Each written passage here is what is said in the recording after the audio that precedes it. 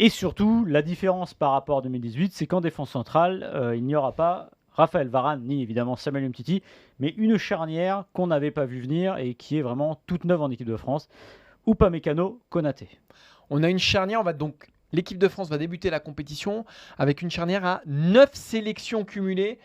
Alors Maxime, qui est une bible de l'équipe de France, à mon avis, on n'a jamais démarré une compétition avec 2 hommes aussi peu expérimentés. 7 sélections pour Upamecano, 2 petites sélections pour Konaté, c'était au mois de juin dernier. Défense expérimentale, défense inédite en équipe de France, car les 2 hommes ont joué ensemble. C'était à Salzbourg pendant 4 saisons où ils se sont côtoyés du côté de l'Autriche. Malgré tout, on est quand même sur 2 profils très jeunes, très verts. 2 profils aussi qui n'ont pas encore beaucoup brillé en équipe de France. Alors Konaté, il n'y a eu que 2 sélections. C'était très moyen, mais c'était au mois de juin. Il a moins d'excuses qu'un Upamecano qui a 7 sélections, qui lui s'est franchement planté pour son début en équipe de France. Et Upamecano, ça ressemble à un pari énorme de Didier Deschamps. Voilà, moi, c'est un pari que j'ai du mal à comprendre parce qu'au niveau des défenseurs centrales, il y a le choix en équipe de France.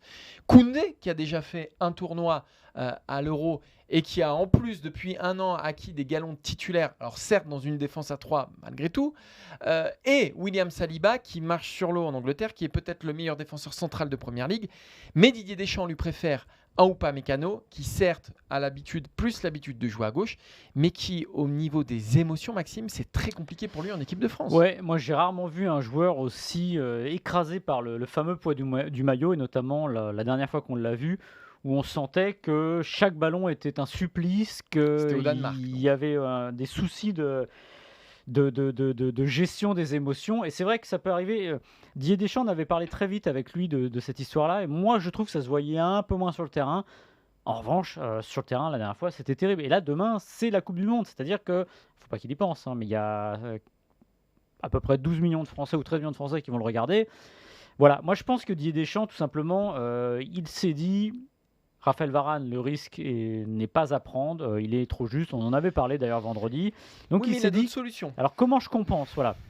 Tu l'as dit, alors de mémoire, je réfléchissais pendant que tu parlais, non, une charnière aussi peu expérimentée, non, il n'y a pas eu, parce que pour une raison simple, c'est-à-dire qu'une charnière déjà, c'est quasiment le premier truc qu'on installe dans une équipe nationale Oui. ou autre, et C'est quelque chose qui se construit. et il arrive en revanche qu'il y ait des soucis, une blessure. Regardez Varane avant l'Euro 2016, on se retrouve, si ma mémoire est bonne, avec Rami et Koscielny. Et puis on a Umtiti en quart, mais Umtiti, c'est sa première sélection en quart. Il arrive là presque, bah oui, par accident, parce que l'équipe de France, là, n'a plus le choix. Mais normalement, c'est un truc qui se construit.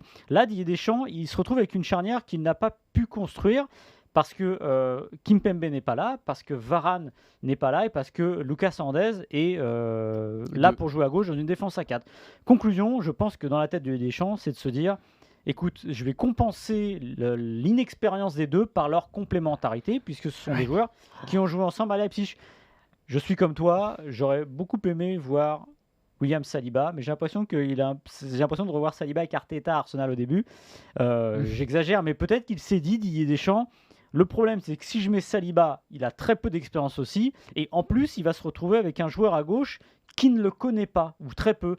Donc il s'est dit, peut-être, je vais mettre ces deux-là, au moins ils se connaissent.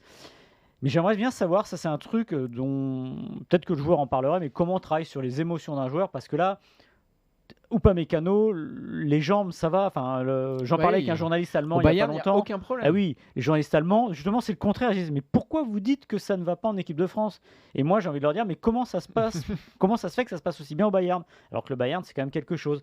Donc voilà, je pense qu'il a joué sur la complémentarité des deux avant l'expérience, parce qu'il y a une part de risque. C'était peut-être, aux yeux de Didier Deschamps, le moins risqué, en fait.